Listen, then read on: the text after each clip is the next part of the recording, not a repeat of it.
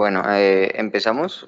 Antes como de empezar como con el tema formal que es espacio masticador, como por hacer un recuento de las dos sesiones que vimos la vez pasada, habíamos hablado, pues empezamos a ver espacio cuello suprayoideo, y habíamos hablado que antes lo clasificábamos por unos espacios que eran la cavidad nasal, la nasofaringe, la orofaringe, la hipofaringe y la laringe, que era como lo clásico y como lo que los clínicos usan. Sin embargo, para definir lesiones en los espacios del cuello suprayoideo, actualmente usamos otra clasificación distinta y esta la usamos para definir únicamente, digamos, los espacios para el origen del carcinoma escamocelular. Y estos espacios que nosotros usamos para definir las lesiones en cuello, tanto supra como infrayoideo, están definidas por la fascia cervical, que hay dos fascias cervicales, una fascia cervical superficial, que es literalmente el tejido celular subcutáneo, el platisma y un sistema que se llama sistema miofacial, que aparte del músculo platisma va más o menos hasta el músculo frontal y el músculo temporal arriba, y que va a contener venas superficiales, ganglios, tejido celular subcutáneo. Y la que más nos interesa es la fascia cervical profunda, que va a dividir los espacios que más adelante vamos a mencionar. Esta fascia cervical profunda va a tener varias divisiones, una división superficial, una división media y una división profunda. Entonces hablamos de las capas de la fascia cervical profunda. La primera de estas capas es la capa superficial de la fascia cervical profunda. Esta va a ser la más externa de todas y va a estar rodeando el músculo esternocleidomastoideo y el trapecio, desde su inserción hasta el ángulo de la mandíbula, hasta el borde inferior de la mandíbula, y ahí va a tener un par de hojas que van a definir el espacio masticador, que vamos a ver un poco más adelante. Después va a estar la capa profunda de la fascia cervical profunda, que esta va a rodear como todo el espacio perivertebral, los músculos largos del cuello, el longus capitis y el longus y el largo de la cabeza y el largo del cuello, los músculos paraespinales y los escalenos. Esta particularmente tiene un pliegue en la parte anterior que se va a llamar la fascia alar, que nos va a dividir el espacio peligroso, el espacio retrofaringeo, importante tener eso en cuenta, y la capa media de la fascia cervical profunda, que es tal vez como la más controvertida de todas porque tiene varios nombres según donde la veamos. En la parte más superior se denomina fascia faringovacilar, en la parte como alrededor de la orofaringe se va a definir como fascia bucofaringea y en la parte más inferior le van a denominar fascia visceral.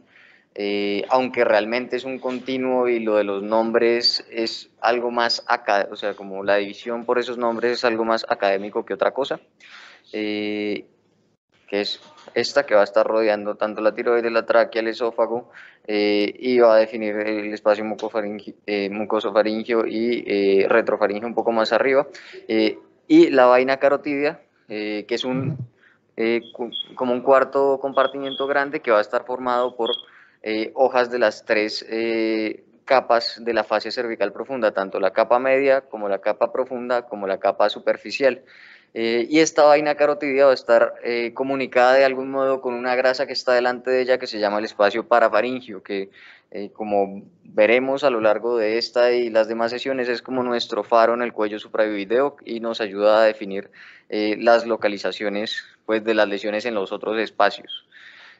Según estas capas se van a definir una serie de espacios en el cuello suprayoideo. Vamos a tener el espacio masticador del que vamos a hablar hoy, este que está acá, el espacio parotidio, que es como una subdivisión que hace la fascia cervical superficial a la parótida, el espacio carotidio, que es el que tiene la vaina carotidia anterior a esta región de grasa que se ve hiperintensa tanto en T1 y T2, que es el espacio parafaringio, el espacio mucosofaringio acá como la parte lateral y el retrofaringio, que los divide la fascia, la capa media de la fascia cervical profunda y posterior a este, detrás de la fascia alar, el espacio peligroso del cuello. Y hay otros compartimientos como son el espacio sublingual y el espacio submandibular Son divisiones que hace la fascia cervical superficial, sin embargo no está muy claro si están completamente separados del espacio masticador o no. Y pues esos son como los espacios que tenemos en el cuello suprayoideo, tienen más o menos esta morfología tridimensional. Hay unos que siguen al cuello infrayoideo y otros que son únicamente del cuello suprayoideo.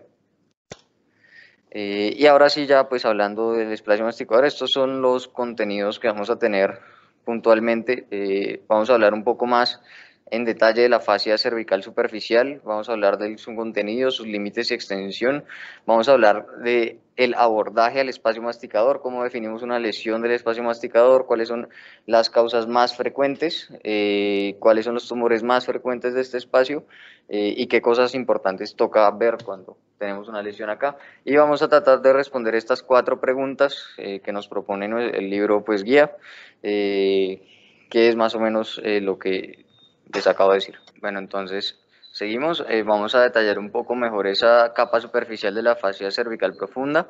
Entonces ya habíamos visto que va con las inserciones como tal del esternocleido mastoideo y el trapecio, y va a subir más o menos al borde inferior del ángulo de la mandíbula, y acá es donde se vuelve un poco más compleja porque va a ser o se va a dividir en una capa profunda que va a bordear el pterigoideo medial y se va a insertar en la base del cráneo medial al foramen oval, y va a tener una capa superficial que va a seguir al músculo macetero hasta su inserción en el arco cigomático, y de ahí va a seguir la superficie del músculo temporal hasta su inserción proximal. Esta es una forma de verlo, y entonces en estos múltiples inserciones lo que vamos a terminar haciendo es más o menos como una pirámide invertida, con el ápex en el borde inferior de la mandíbula, y como la base de eso va a ser la base del cráneo, medial al foramen, medial al foramen oval, por lo que pues por acá vamos a tener la salida del foramen oval, que es B3. De su contenido, pues son muchas cosas las que tenemos dentro del espacio masticador. Tenemos 4 músculos que son los músculos de la masticación, el macetero, el temporal, ambos pterigoideos. Los nervios son ramas de B3, tanto el nervio masticador, que va a dar inervación a estos músculos, y algunos sensitivos. Ahí va a estar bajando el nervio alveolar inferior para la sensibilidad pues, de la arcada dentaria inferior y la mandíbula. De las arterias va a cruzar en la mitad del espacio masticador la arteria maxilar interna, dando sus múltiples ramas. Tenemos entonces pues nuestro corte coronal, que pues nos ayuda a entender un poco la anatomía de estos músculos. Vamos a empezar por los pterigoideos. Las inserciones proximales de los pterigoideos es donde viene su nombre, que son las láminas de las apófisis pterigoides. El pterigoideo medial se denomina medial porque está su inserción proximal medial entre ambas láminas del apófisis pterigoides.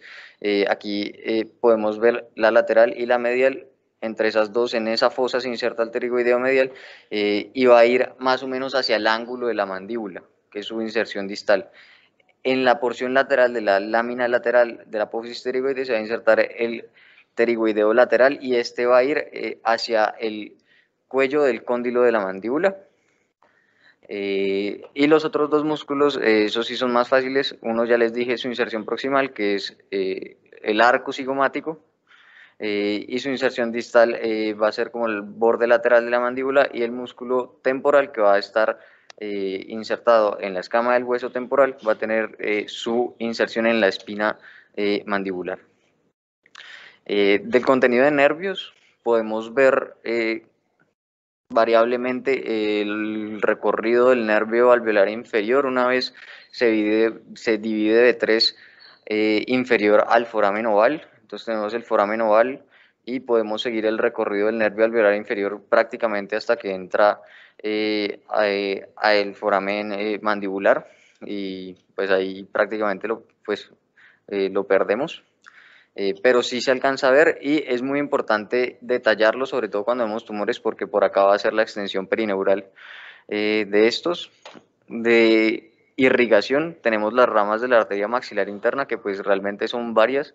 Hay una división de la arteria maxilar interna que la divide una vez entra, o sea, apenas cruza el cuello del cóndilo mandibular, ahí empieza a llamarse maxilar interna, división de la arteria carótida externa, va a tener una primera porción antes de entrar entre los pterigoideos, una segunda porción entre los pterigoideos y una tercera porción ya cuando da sus ramas terminales en la fosa pterigopalatina. Otra cosa importante, bueno, ahorita eso más adelante, del espacio masticador también uno lo puede dividir en como subcompartimentos. Previamente se usaban dos nombres que actualmente deberían estar en desuso, que es la fosa temporal, que es todo el espacio masticador por encima del arco cigomático y como la inserción del músculo temporal, y fosa infratemporal, que es toda o todo el espacio masticador por debajo del arco cigomático. Aunque hay gente que afirma que esta fosa infratemporal no incluye por donde está el músculo macetero, sino solamente medial al cuello y cóndilo mandibular. Sin embargo, estos nombres cada vez están más en desuso y para el espacio masticador, lo que antes se llamaba fosa temporal, actualmente se prefiere el nombre espacio masticador supracigomático, y para la fosa infratemporal, espacio masticador nasofaringio o menos común, espacio masticador infracigomático. En cuanto a las relaciones del espacio masticador, pues tiene relaciones con los demás espacios. Va a estar posterior a la grasa preantral y al espacio bucal, que el espacio bucal ya lo vamos a definir un poco mejor. Está anterior al espacio parotidio. El espacio parafaringio se encuentra posterolateral, al igual que el espacio carotidio, y esas son como las relaciones espaciales. Recordar que, pues, como hablamos de una pirámide invertida, al igual, bueno, el espacio masticador es una pirámide invertida, al igual que el espacio parafaringio, entonces lo va a seguir, el espacio parafaringio va a ser siempre posterolateral al espacio masticador, algo que pues tenemos que tener en cuenta. En cuanto al espacio bucal, el espacio bucal es grasa y algunas divisiones que no se sabe si son parte o son añadidas a la capa superficial de la fase cervical profunda, pero el caso es que lo que se ha visto es que no hay un claro límite entre las fascias que definen el espacio masticador y el espacio bucal, por lo que patología en el espacio bucal va a compartir prácticamente como la misma localización que el espacio masticador. En cuanto a los contenidos del espacio bucal, vamos a tener la arteria y la vena facial. Aquí va a estar pasando el conducto de Stenón a entrar a la cavidad oral, más o menos en el segundo molar superior de cada lado. Bueno, ya tenemos entonces como la anatomía de nuestro espacio masticador. Ahora vamos a definir la patología. Bueno, entonces la primera pregunta es: ¿qué hallazgos radiológicos definen una lesión como primaria del espacio masticador? Lo primero y pues más importante es que pues las cosas que ocurren en el espacio masticador van a ser cosas que van a afectar los músculos como tal, o sea, cualquier masa que esté destruyendo focalmente los músculos del espacio masticador, el ángulo de la mandíbula o el cuello del cóndilo mandibular o el cóndilo, van a estar ubicados en el espacio masticador. ¿Qué otros signos nos pueden ayudar? El espacio parafaringio, cuando se desplaza en sentido posterior y medial, ese es un signo de que es una lesión originaria en el espacio masticador. Y las cosas que crezcan dentro del espacio masticador van a desplazar en sentido posterior igualmente el espacio parotidio. Entonces este es un ejemplo, una masa muy grande. Vemos que se encuentra rodeando el ángulo de la mandíbula, vemos como ese pterigoideo se encuentra desplazado en sentido medial y vemos que hay una simetría de ambos espacios parafaringios y que la grasa que vemos normalmente entre ambos pterigoideos por donde va la arteria maxilar interna se encuentra desplazada en sentido posterior. Estos son signos de que pues toda esta masa está originada dentro de nuestro espacio masticador. Aunque pues acá tenemos la salvedad que no estamos viendo tampoco bien este espacio parotidio, pero pues la mayor parte de la masa está originada dentro del espacio masticador. Tenemos esta otra lesión, entonces acá vemos más claramente, digamos, el compromiso del espacio parafaringio. Tenemos el triangulito contralateral hiperintenso en T1 y T2 porque es grasa. pero aquí a la izquierda vemos que se encuentra disminuido de tamaño. También vemos algunas otras asimetrías, no estamos viendo como tal la inserción a donde va a llegar el músculo temporal, y vemos que también hay una alteración en el músculo macetero de ese lado. Entonces acá sabemos que no estamos viendo claramente una lesión en este T1 que es sin contraste, pero tenemos signos de que ahí hay algo, porque el espacio parafaringio y el músculo o la inserción o la llegada del músculo temporal están comprometidas. Y cuando nos vamos a mirar la difusión, tenemos que ahí hay un poco de restricción, y este es un paciente que tenía una residual local de un carcinoma escamocelular del triángulo retromolar.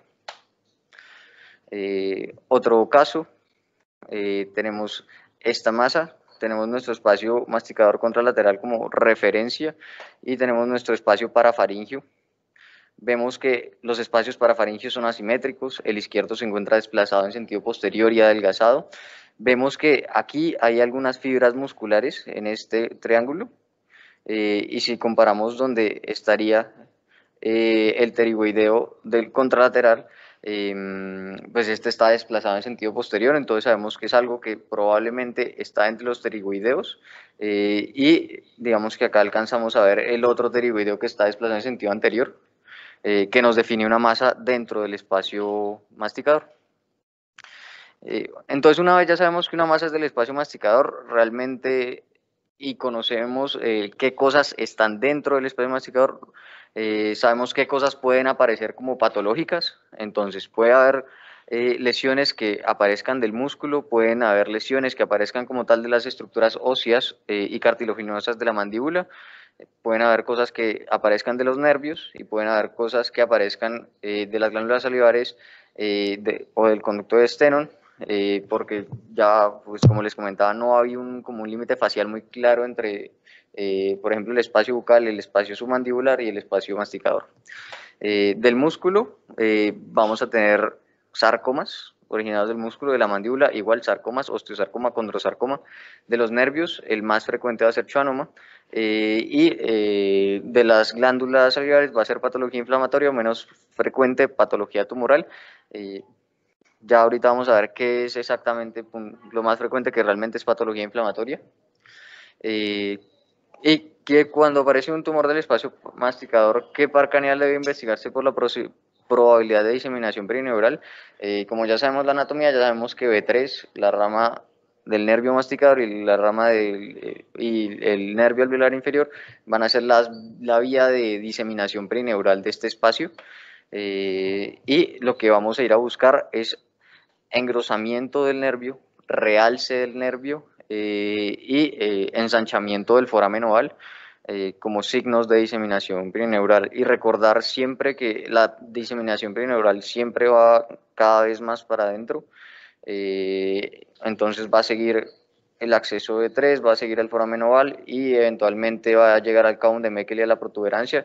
Entonces, si tenemos cortes que lleguen a estos puntos, tenemos que revisarlo. Hay otras cosas que también tenemos que hacer cada vez que vemos una lesión en el espacio masticador, en este caso revisar base de cráneo, infecciones o neoplasias se extienden en dirección cefálica, hay que revisar muy bien las estructuras óseas, porque una osteomielitis de la base del cráneo no se va a manejar simplemente o no se va a manejar igual que un absceso periodontal que haya llegado al espacio masticador. En el caso de tumores, el compromiso de la base del cráneo usualmente marca irresecabilidad, usualmente T3, mandíbula. Podemos tener osteomielitis mandibular, entonces tenemos que revisar que no haya alteraciones periósticas, digamos en patología inflamatoria que nos pueda indicar esto. También pues el nervio alveolar inferior tenemos que revisarlo porque este es otro sitio donde puede haber invasión perineural, entonces el foramen por donde va el nervio alveolar inferior en la mandíbula también toca revisarlo. Y recordar que pues las estructuras glandulares y el conducto parotidio, digamos, comparte o no hay el límite fácil, entonces patología de aquí va a estar allá, y viceversa. Esta es la lista de patologías que nos presenta el libro guía dentro del espacio masticador, y de todas las lesiones la más frecuente es el absceso odontogénico, que se extienda al espacio masticador, que esa era nuestra pregunta 3. ¿Sí? Vamos a ir ahora viendo cada una de estas patologías una por una y vamos a empezar por las pseudomasas. La primera pseudomasa es la hipertrofia muscular o la hipertrofia muscular masticatoria benigna. Este es un aumento benigno o una hipertrofia de los músculos masticatorios que usualmente, y el más frecuente afectado es el macetero, el 50% es bilateral y usualmente es asimétrico. ¿Esto a qué se asocia? A bruxismo y disfunción de la articulación temporomandibular.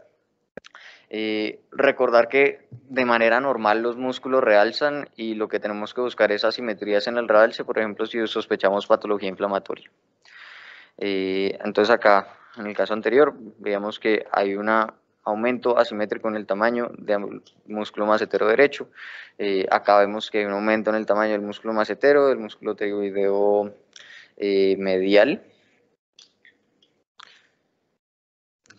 La siguiente pseudomasa es la atrofia motora de B3. Con esta hay que tener mucho cuidado porque cuando tenemos atrofia de B3 tenemos que buscar signos que sugieran compromiso del nervio, entre ellos la diseminación perineural de algunos nervios o alguna masa que esté como tal intraaxial, que esté comprometiendo los núcleos del trigémino. Entonces aquí vamos a tener, dependiendo la fase de denervación, hallazgos diferentes. Usualmente en la denervación aguda, que ocurre dentro del primer mes de la denervación, el músculo va a tener cambios inflamatorios. De un mes a un año vamos a ver cambios por infiltración grasa sin cambios significativos en el volumen del músculo. Cambios por infiltración grasa es que el músculo deja de tener esta apariencia relativamente isointensa en T1 y T2 y va a volverse hiperintenso en T1 y T2 porque la grasa es hiperintensa en T1 y T2. Y después del año de denervación va a disminuir su volumen. Esto ya marca la denervación crónica. En este caso tenemos una disminución del volumen y un leve aumento en la intensidad de señal en T2. Y cuando miramos la zona del puente, vemos que pues esta es la localización del núcleo masticador, que es el núcleo motor del trigémino, por esta masa que se comporta hiperintensa en T2. Tenemos otro caso, este caso de un schwannoma del Cabo de Meckel, del nervio trigémino, y vemos cómo está alterada esa intensidad de señal, tanto de los músculos pterigoideos como acá del músculo macetero. Por esto que pues ya vemos pérdida de volumen, vemos cambio en la intensidad de señal, una denervación crónica. Ahora seguimos ya lesiones frecuentes fuera de las pseudomasas. Tenemos el absceso odontogénico, es la causa más frecuente de lesiones en el espacio masticador, usualmente por infección o manipulación dental. Puede asociarse a osteomelitis mandibular o de la base del cráneo, por lo que pues es siempre, y nuestra imagen de elección es la escanografía con medio de contraste. Y pues tenemos que buscar que haya patología inflamatoria no solo periodontal, sino de las glándulas salivales, en este caso cialolitiasis, y como el espacio masticador por encima del arco cigomático sigue siendo espacio masticador y no hay límites espaciales, tenemos que buscar en esa fosa temporal, espacio masticador supracigomático, extensión del absceso. ¿Qué vamos a ver en los abscesos? Vamos a ver lesiones hipodensas que tengan una cápsula rasante definida.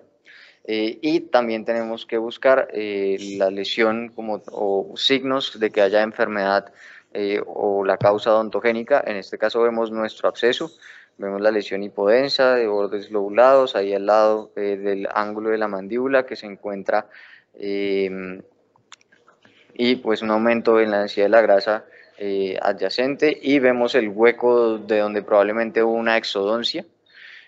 Acá a la derecha lo vemos un poco más claro, una cápsula gruesa realzante, una lesión hipodensa. También hay realce relativo acá de este músculo pterigoideo medial, digo lateral. Y vemos también que hay cambios o hay realce de esa glándula parótida, como realce en la grasa. Más abscesos diferentes. En este caso tenemos uno también en el borde lateral, otro medial. Lo importante es ver verlo bien definido, ver la cápsula que realza y buscar siempre la patología dentaria asociada, en este caso una exodoncia. Casos un poco menos definidos, muchas veces por dolor en esta localización, nos van a mandar TAC de senos paranasales que usualmente no lleva contraste y podemos usar lo que conocemos normalmente dentro del espacio para definir la patología. En este caso vemos que acá tenemos la grasa retroantral y esa grasa que les digo que está entre o que va a terminar dentro de los pterigoideos del lado derecho de manera normal, y vemos que del lado izquierdo eso está perdido y vemos una lesión hipodensa relativamente mal definida porque no tenemos contraste, y también vemos un aumento en la densidad de la grasa del espacio parafaringeo izquierdo, que pues nos dice que ahí debe haber algo, y que en este caso era un absceso de origen odontogénico. Seguimos tumores, en este caso tenemos nervios, hueso, cartílago y músculo. Vamos a empezar por nervios. Los tumores más frecuentes derivados de los nervios en esta localización son schwannomas, que van a crecer de ramas de B3. Entonces vamos a tener una masa en el trayecto de B3 y nuestra clave es que esa masa va a estar aumentando el tamaño del foramen oval y puede tener extensión intracraneana al cabo de Meckel. Entonces vemos esta masa que realza, que se encuentra ampliando ese foramen oval y que se extiende al foramen masticador, al espacio masticador. Estos schwannomas usualmente se van a comportar hiperintensos en T2, aunque pueden ser heterogéneamente hiperintensos porque pueden tener algunos tipos de degeneración. Vemos este otro caso, una lesión que se comporta hiperintensa en T2 y isointensa en T1 y realza debidamente tras la administración de medio de contraste. Sabemos que el nervio alveolar inferior va a bajar entre ambos pterigoideos. Acá tenemos desplazado el pterigoideo medial y desplazado en sentido anterior el pterigoideo lateral. Sabemos que esta masa muy probablemente sea un schwannoma que crece del nervio alveolar inferior o de B3 ahí cuando se ramifica, y esta diapositiva también nos sirve para ejemplificar, o estas imágenes también nos sirven para ejemplificar que ese espacio por encima, o el espacio masticador suprasigmático, se comunica libremente con la fosa infratemporal o el espacio masticador nasofaríngeo, y vemos esta masa, que es la misma de la diapositiva anterior, extendiéndose a ese espacio masticador suprasigmático. De los sarcomas, son los tumores malignos primarios más frecuentes, músculos, mandíbula y articulación temporomandibular. Entonces pueden ser osteosarcomas, condrosarcomas, sarcomas sinoviales o otros sarcomas de tejidos blandos, por ejemplo rhabdomiosarcoma. Pues esto va a depender, pues son tumores raros y va a depender pues de las características, si tienen o no calcificaciones y si tienen o no compromiso de otras estructuras. Por ejemplo, vemos este caso donde tenemos una lesión que se encuentra prácticamente destruyendo el cóndilo y el cuello de la mandíbula con reacción perióstica discontinua prácticamente en sol naciente. Vemos que presenta calcificaciones en su interior. Y la presencia de calcificaciones, sea el patrón que sea, pues ya nos hace pensar en que va a ser un origen óseo o cartilaginoso. En este caso se trataba de un sarcoma de Ewing. Realmente las imágenes en resonancia magnética pues nos ayudan un poco, pero pues la mayoría de estos sarcomas pues uno puede definir entre los de origen óseo o no, pero el resto no los puede definir tan bien. Linfoma. Es indiferenciable de otras malignidades y la presentación va a ser simultánea con enfermedad ganglionar o linfática extraganglionar, por lo que tenemos que buscar adenomegalias, enopatías en otros sitios. En este caso, un hombre de 55 años con fiebre y edema facial.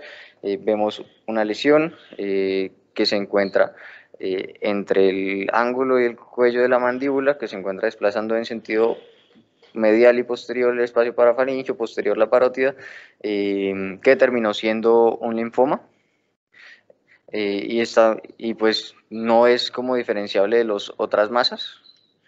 Y por último, aunque no crece dentro del espacio masticador, se extiende fácilmente hacia el espacio masticador el carcinoma de células escamosas, particularmente el que se localiza en el trígono retromolar. Y con estas masas, lo importante para diferenciarla, por ejemplo, de un sarcoma o de un linfoma, de algo que está creciendo directamente del espacio masticador, es ver cómo se comporta con las otras estructuras, porque usualmente, por ejemplo, los sarcomas o las cosas que crecen dentro del espacio masticador crecen de las estructuras un poco más superficiales, como el cuello de la mandíbula y el músculo macetero, por ejemplo, o cercano al músculo macetero. En cambio, estos carcinomas de células escamosas van a entrar por la parte anterior o por la parte medial del espacio masticador, que es una forma como uno puede llegar a usar para diferenciarlos. El resto, las otras características no pueden como diferenciarse como tal para definir qué es. Como es este caso, vemos que hay una lesión que se comporta de intensa en T2, que invade el ángulo de la mandíbula, invade el borde anterior del pterigoideo lateral medial, y el músculo macetero. En este caso era un carcinoma escamocelular del trígono retromolar. Eh, y pues con estos también es importante ver el compromiso infiltrativo de B3 o la extensión perineural. De conclusiones, las imágenes tienen un rol fundamental en la valoración del espacio masticador. La diseminación perineural siempre debe ser valorada. La resonancia es superior en la valoración de las neoplasias del espacio masticador. Si existe una infección, en la tomografía, particularmente con contraste, para definir pues, los cambios inflamatorios, nos brinda información del compromiso óseo base de cráneo y mandíbula, así como el conducto parótido. Entonces, la elección en patología inflamatoria, TAC; la elección en patología tumoral, resonancia. ¿Por qué? Porque nos da mejor determinación de la diseminación perineural. Gracias.